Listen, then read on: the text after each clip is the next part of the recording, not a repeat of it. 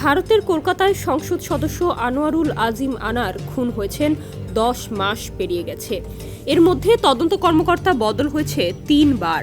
আদালতে তদন্ত প্রতিবেদন জমা দেওয়ার সময়ও পিছিয়েছে কয়েক দফা। এখন ভারতীয় পুলিশের ডিএনএ প্রতিবেদনের জন্য আটকে গেছে আজিম হত্যাকাণ্ডের তদন্ত। তদন্ত সংশ্লিষ্টরা বলছেন, আজিমকে হত্যার প্রথম সিদ্ধান্ত হয় 1998 সালে পূর্ব বাংলা কমিউনিস্ট পার্টির কেন্দ্রীয় অধিবেশনে। সেখানে আজিমকে মাদক কারবার, স্বর্ণ চোরা কারবার, জমি দখলের অভিযোগ তুলে ঘৃণিত ও অত্যাচারী বলে আখ্যা দেওয়া হয়। 26 বছর পর 2024 সালে এসে আজিমকে হত্যার মিশন বাস্তবায়ন করে পূর্ব বাংলা কমিউনিস্ট পার্টি। তদন্ত কর্মকর্তারা আরও বলেছেন, আজিম হত্যার মূল পরিকল্পনাকারী আখতারুজ্জামান শাহিন। ব্যবসায়িক দ্বন্দ্বের কারণে শাহিন তাকে টার্গেট করেন। এই পরিকল্পনা বাস্তবায়নে সর্বহারা পার্টিকে ব্যবহার করেন তিনি। শাহিনের কথা মতো মাদক, স্বর্ণ ও অস্ত্র চোরাকারবারির টিকিট ছাপাতে ভারতে যান আজিম। কলকাতার নিউ টাউনের ওই বাসাও ভাড়া করেন শাহিন।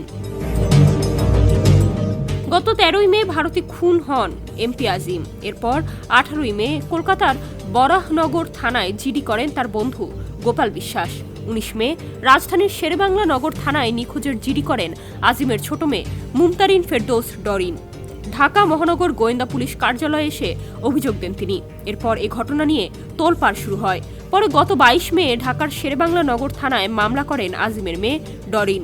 এখন পর্যন্ত দুই দেশের পুলিশ অভিযুক্ত 9 জনকে গ্রেপ্তার করেছে। তার মধ্যে 6 আসামি আদালতে স্বীকারোক্তিমূলক জবানবন্দি দিয়েছেন। ওই সময় ভারতের সিআইডি 2 জনকে গ্রেপ্তার করে। তাদের বিরুদ্ধে আদালতে তদন্ত প্রতিবেদন জমা দিয়েছে ভারতীয় পুলিশ। এ মামলায় এখন পর্যন্ত 7 জনকে গ্রেপ্তার করেছে ডিবি পুলিশ। তারা হলেন সৈয়দ আমানুল্লাহ আমান ওরফে শিমুল ভুইয়া, ফয়সাল আলী সাজি ওরফে তানভীর ভুইয়া, সেলেস্তি রহমান, ঝিনাইদহ জেলা আওয়ামী লীগের সাবেক সাধারণ সম্পাদক সাইদুল করিম মিন্টু, ঝিনাইদহ জেলা আওয়ামী লীগের সাবেক ত্রাণ ও সমাজ কল্যাণ সম্পাদক কাজী কামাল আহমেদ বাবু ওরফে গ্যাস বাবু, মোস্তাফিজুর রহমান ও ফয়সাল আলী।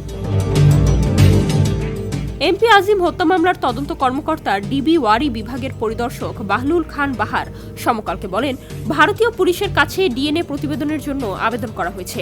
ডিএনএ রিপোর্টের জন্য অপেক্ষা করা হচ্ছে। দেশ জুড়ে তোলপাড় ওয়ালটন ফ্রিজ কিনে আপনিও হয়ে যেতে পারেন মিলেনিয়ার।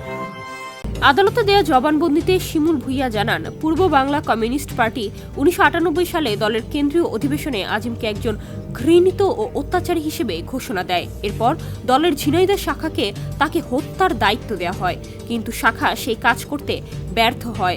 2014 সালে এমপি হওয়ায় হত্যার সিদ্ধান্ত থেকে তারা সরে আসে। শিমুল ও শাহিন 2 মেরুর হলেও চলতে থাকে আজিমকে হত্যার নানা ছক।